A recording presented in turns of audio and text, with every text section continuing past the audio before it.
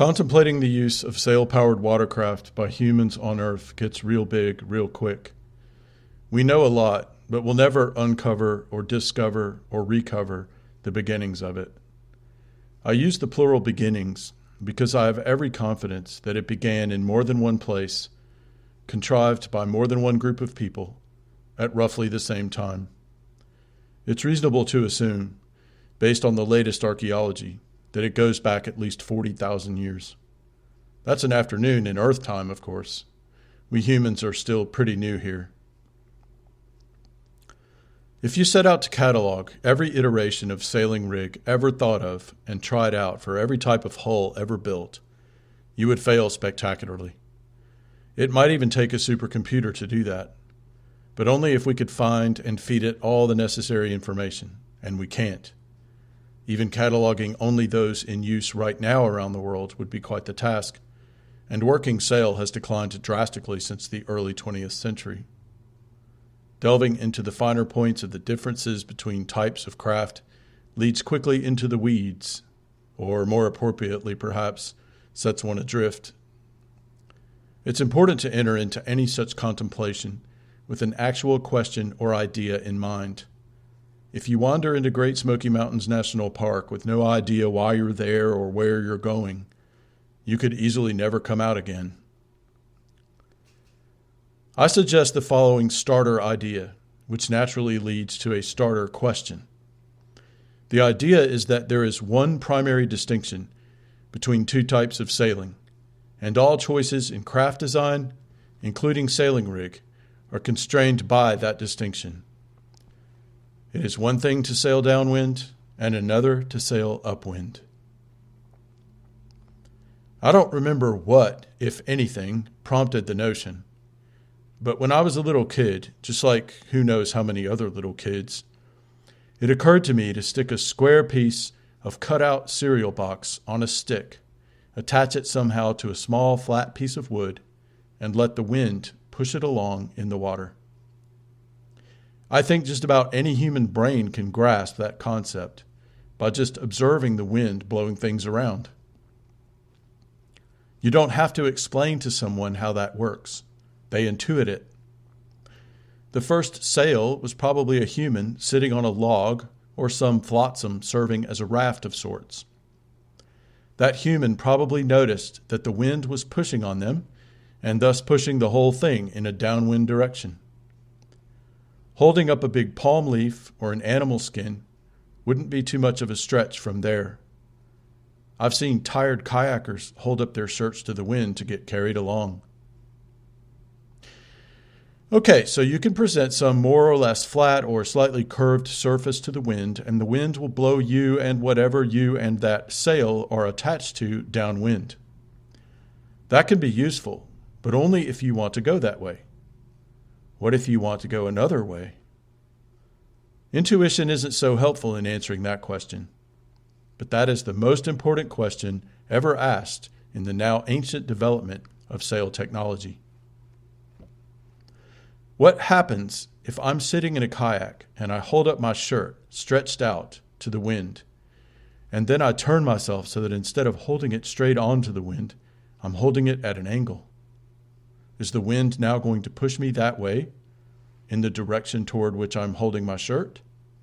No, but why not? Here's a good place to state the reason for the importance of the distinction between downwind and upwind sailing. If you sail what we call dead downwind, exactly opposite the direction from which the wind is blowing, so if the wind is out of the north, you're sailing south, then the physics of what's going on there is that the air, which is a substance like water, is just pushing on the sail, whatever that sail might be. Because the sail is attached to something sitting in slippery water, the force of the wind can move whatever that is along in that direction. If I hold up my shirt while sitting in my kayak in a stiff breeze, and my kayak is sitting in an asphalt parking lot, I'm going nowhere fast. There's far too much friction between the bottom of my kayak and the asphalt for that wind force to overcome. A hurricane could do it, but before the boat moved, the wind would either tear the shirt or rip it out of my hands. So certain things have to be in a sort of balance for this to work. Balance is the key concept to understanding sailing craft. As soon as you change anything, you change the balance of everything. As soon as I turn so that I'm holding the shirt at an angle to the wind direction, different physics start happening. The wind is still pushing on the shirt, but some of it is also flowing over the other side of the shirt. We just moved our shirt sail into the realm of aerodynamics. If you have a gut sense that aerodynamics is a complex subject, there's a good reason for that. We may have been sailing for thousands of years, but understanding how aerodynamics work in empirical terms required the development of aviation technology in the 20th century.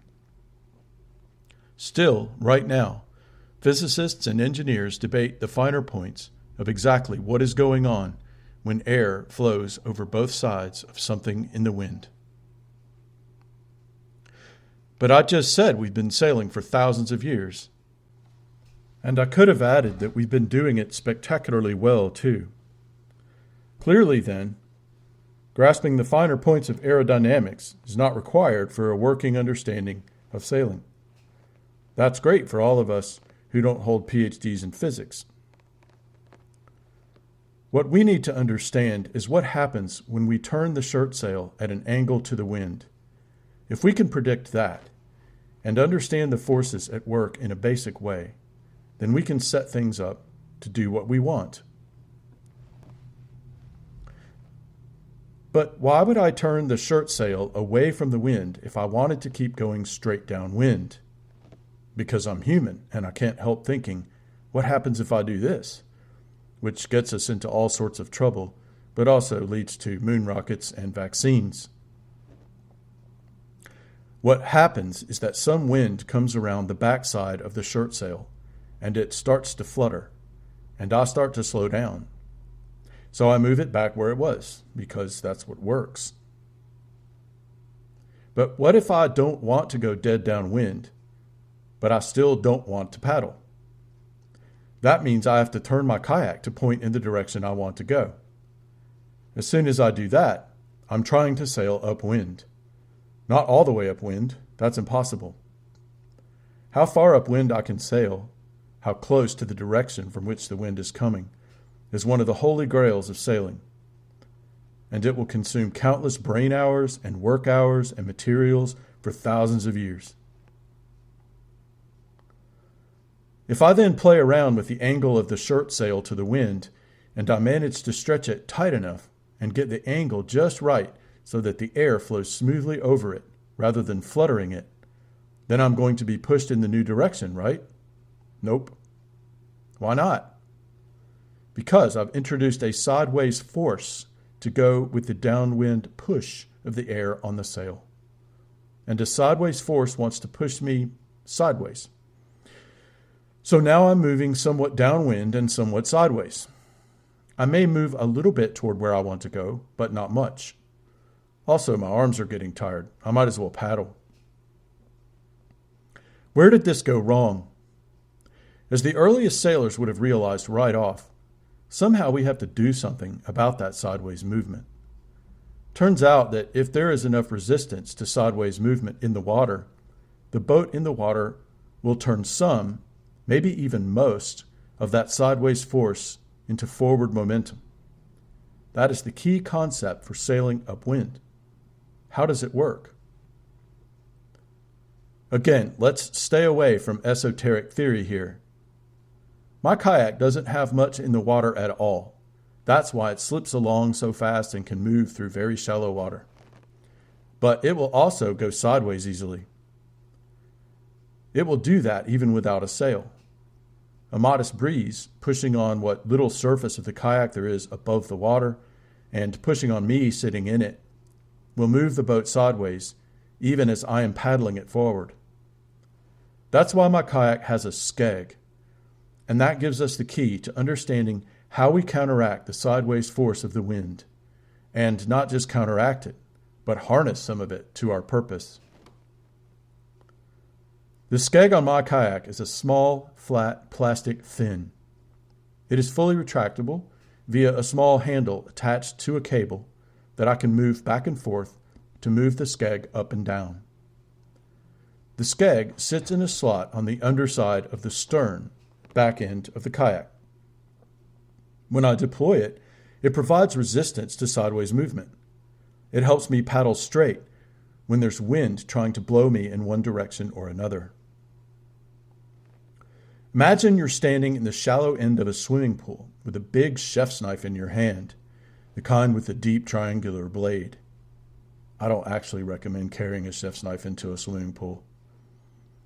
If you submerge the knife just under the surface of the water and move it back and forth the way you would slice something, it moves so easily that you don't feel any resistance at all. But if you try to move it sideways without tilting it, it will be far more difficult. You'll create turbulence on the backside of the blade, and the knife will only move sideways with some effort. If you introduce even a little forward push, the knife will want to slide forward immediately. That's how a blade in the water works. If you could make that knife float just below the surface like that, and attach some sort of sail to it, and then point the knife somewhere between dead downwind and straight upwind, and angled the sail so that it stopped fluttering and the airflow was smooth, the knife would sail off in the direction you pointed it with only the most minimal side slippage. So, as long as there is a solid surface underwater to resist side slippage, that surface will turn sideways force into forward momentum, most of it anyway. The more hydrodynamic the shape, the better it will do. That means that a boat with tapered ends and gradual curves will do better than just a big log. There is so little resistance underwater in my kayak that even with my skeg all the way down, I would not be able to sail anywhere but almost dead downwind.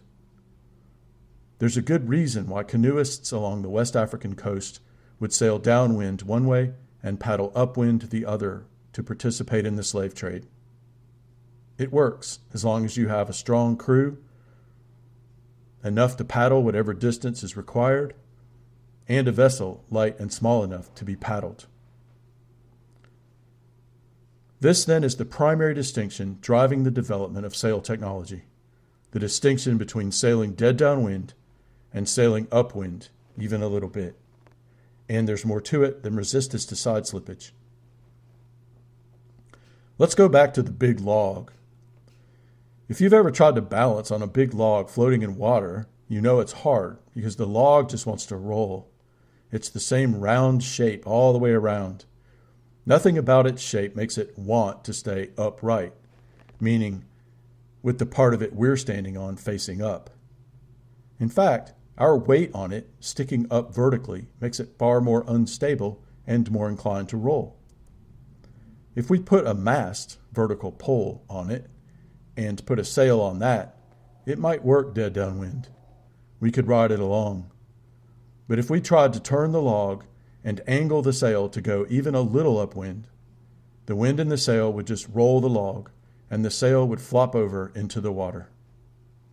For a boat to sail upwind, it has to be built or shaped in such a way as to resist rolling over when the force of the wind in the sail wants to lean it over. It has to have initial stability. It's fine for it to lean over a little bit. We call that heeling. Since it's going to do that anyway, smart designers design their hull shapes so that the boat actually does well when it's heeled a certain amount. They pay attention to what underwater shape is there when the boat is heeled. So we can assume with complete confidence that as soon as people started wanting to be able to sail anywhere other than dead downwind, they started experimenting with hull shapes that would stand up to heel. They also had to experiment with how big a sail they could use on any given boat. Balance is key. Working that out would be relatively straightforward as long as two things were true. First, that you only wanted to sail upwind a little ways. You weren't trying to get too close to the wind direction. The closer you sail to the direction the wind is coming from, the more heeling force that wind will have on you, which requires you to make more changes to your setup to keep sailing. Also, since most waves are created and driven along by the wind, the closer you sail to the wind, the more those waves are hitting your boat on the side of the bow, the front end, which pushes the bow away from the wind, fighting what you're trying to do. Most of us don't get very old before we learn from experience how strong waves are. So the forces acting on you upwind get stronger the closer to the wind you sail. And that means that the closer to the wind you sail, the more different your setup has to be from what you can use sailing dead downwind. Any boat that is good at sailing downwind and upwind has to be adaptable. It can't be one size fits all. The second complicating reality you have to deal with is that the strength of the wind on most bodies of water is not constant. If it were, you could just put up the same amount of sail area every time you wanted to go anywhere and expect the same result. Earth does offer some reliable wind patterns that can blow steadily and evenly for days or weeks at a time. But that's an exception rather than a rule. It's an exception that, as you might expect, sailors have taken huge advantage of. The major ocean trade routes of our planet, that we've been using for centuries or longer, are those where those sorts of winds blow. Few sailors can count on going in one direction in a steady wind the whole time, though. Those that can, do. Traditional Nile river boats take advantage of the steady opposing winds and currents of the Nile to sail downwind and ride the current back the other way. River currents aren't wind-driven the way ocean currents are, so this is possible on the Nile. The sailing rigs on these boats haven't changed much since the pharaohs, because they don't need to. Most winds at sea range from calm to Category 5 typhoon. Sailors on larger bodies of water needed a way to adjust the amount of sail area they had up as the wind strength increased or decreased. Now, we call shortening sail for increasing wind strength reefing. When done right, reefing gives you the same power and performance in a stronger wind than you had with a fuller sail in a lighter wind. In a storm, reefing will save your craft and your life. Shortening sail, though, is not the only way to depower. With some sails, depending on what they're made of and their shape, you can loosen them so as to spill some of the wind out of them, without causing them to flap and flutter so violently that they damage or shred themselves. So, reefing and partially lowering or letting out a sail can all accomplish the same purpose. Already, we have multiple approaches to the same problem. That's another main theme of sail development. How do we steer our boat, make it turn in the direction we want it to go? Sails can certainly help with that, or they can fight it if we don't set them right. But we also need some kind of blade in the water that we can turn side to side. We can get a basic understanding of how that works at the same time that we advance our understanding of how sailing upwind works. If I have a rudder, a vertical blade in the water at the back of the boat, positioned so that it is straight in line with the boat, not pushed to one side or the other, then the water is flowing past it evenly on both sides, ignoring any current. If nothing else is making it turn, the boat will go straight. If I turn the rudder so that its back edge moves to port, left side looking forward, then I've introduced resistance to the water flow on the port side and lessened it on the starboard side. What I've also done is create unequal pressure on the two different sides of the rudder, and that causes the rudder to be pulled or sucked, in effect, toward the lower pressure side, at the same time that it is being pushed from the higher pressure side. So while the water is pushing on the port side of the rudder, where it sticks out into the stream, it is sucking or pulling the rudder to starboard. So both forces are acting to accomplish the same result. This is also what happens to a sail that is set to the wind at any angle other than dead downwind. It's also what happens to an airplane wing or stabilizer or flap. We learned a lot about this in wind tunnels and in testing aircraft. We call the pulling or sucking force on the low pressure side lift. I said we call it that in our age of aviation. Sailors have used lift for thousands of years without knowing what it was in terms of physics, but knowing quite a bit, if not everything, about how it worked. This is an important general lesson in the history of technology. We can develop and use sophisticated contrivances to do work for us without fully understanding why they work the way they do. We can return to lift and sails later, back to steering, which almost certainly came first. To some extent, if I'm trying to sail upwind at all, and I'm getting that sideways push I don't want from the wind and waves, I can counteract it with a rudder.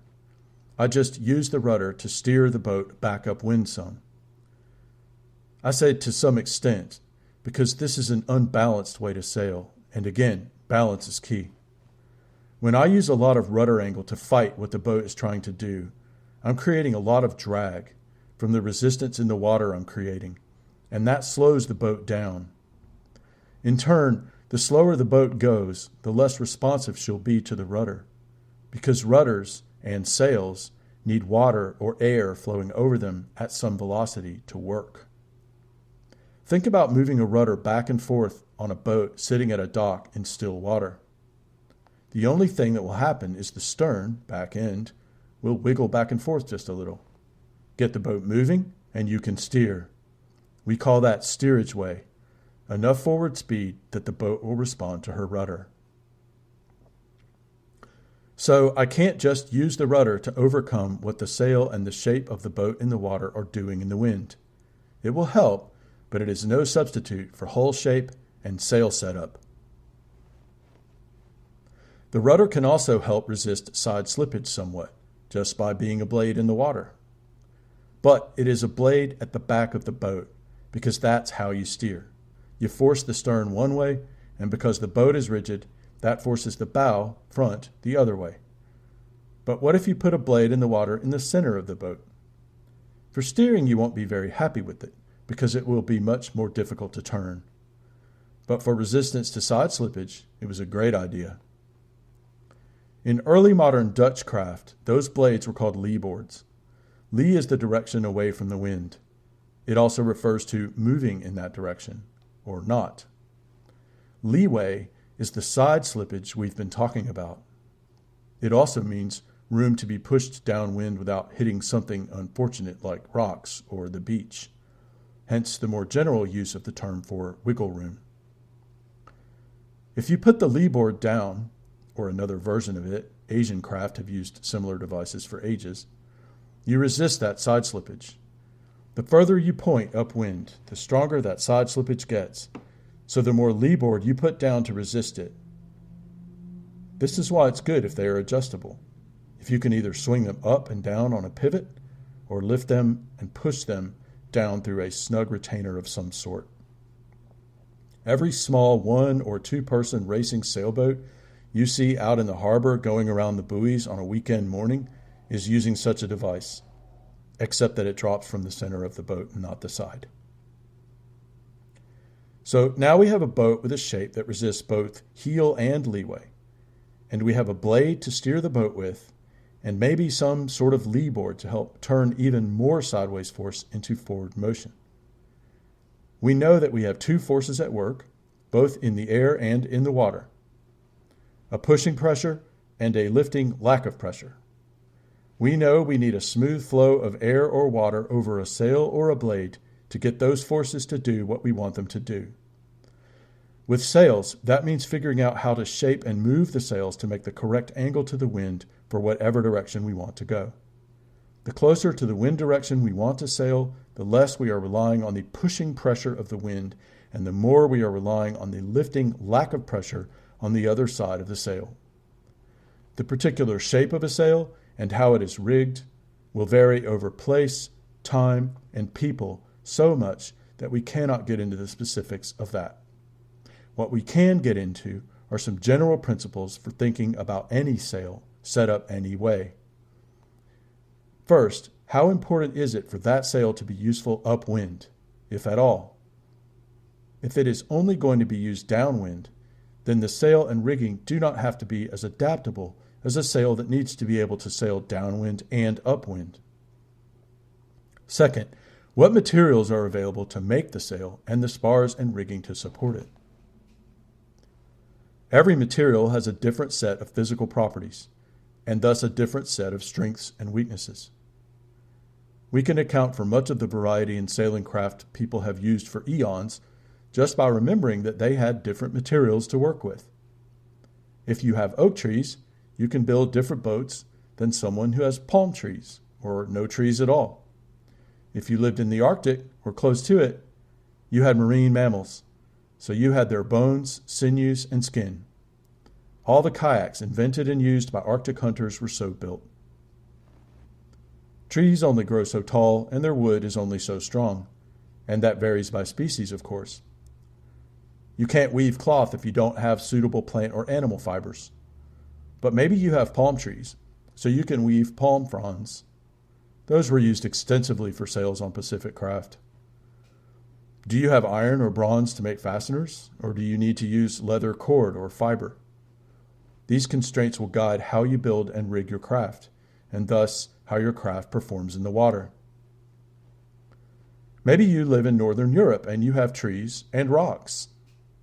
You can make a boat out of wood, and you can put rocks in the bottom of it to help it remain stable when the sail wants to heel it over. It may seem counterintuitive to put rocks in a boat, but this addition of stability, added down low and in the center for balance, made it possible for boats and ships to cross oceans. It still does, though now we use lead in boats and water in big ships. It's called ballast. Of course, you might be carrying enough cargo, and that cargo might be heavy and dense enough that you don't need ballast. But once you unload that cargo, if you don't load another, you need ballast to go sailing again. If you don't have any or don't have enough, you cannot fly all your sail, and you will be underpowered relative to what you could be. If you don't have rocks, you need another way to add stability to resist heeling force.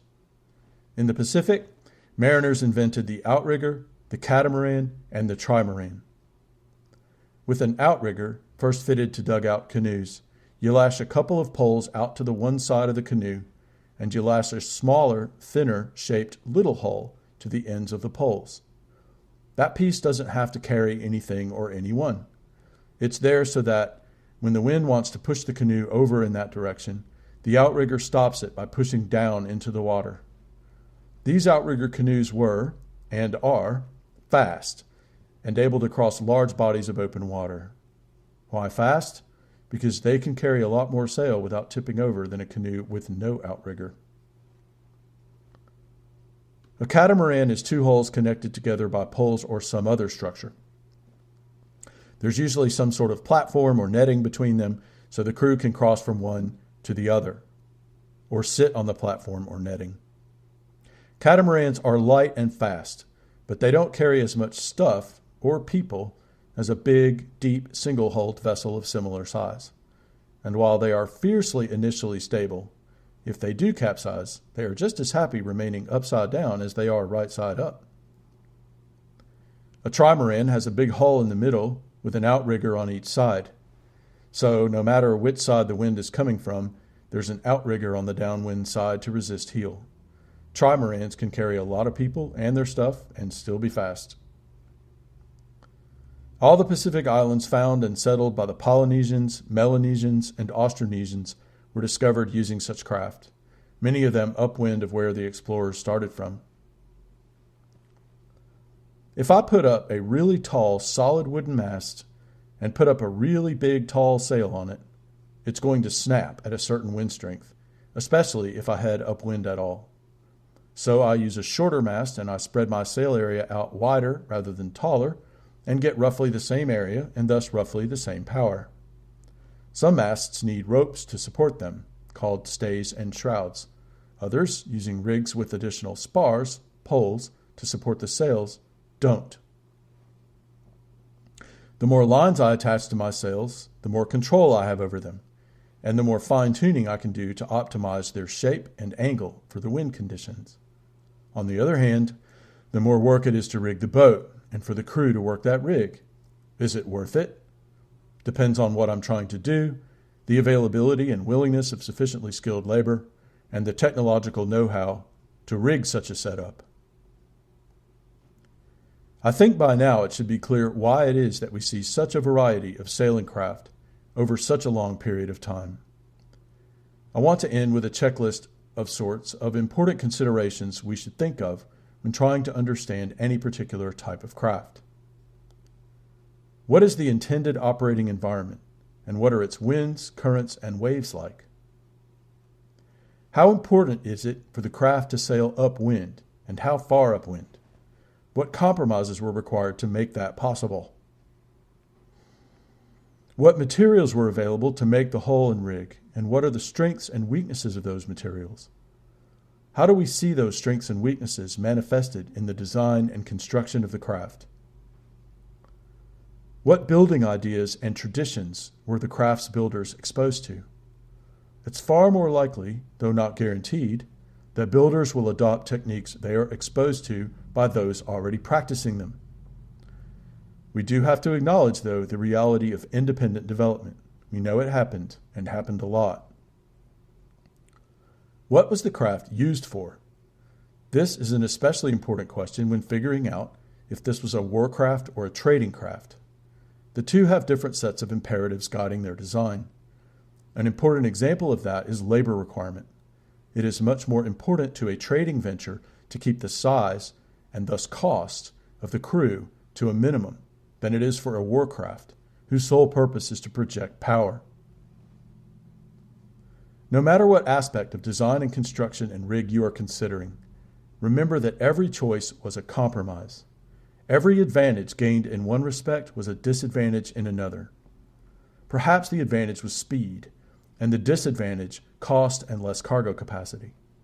The set of compromises manifested in every craft's design and construction reflect the available materials and technical expertise of the designer builders and their intended use of the craft. The more we know about the people who built and used a watercraft, the more we know about the watercraft itself.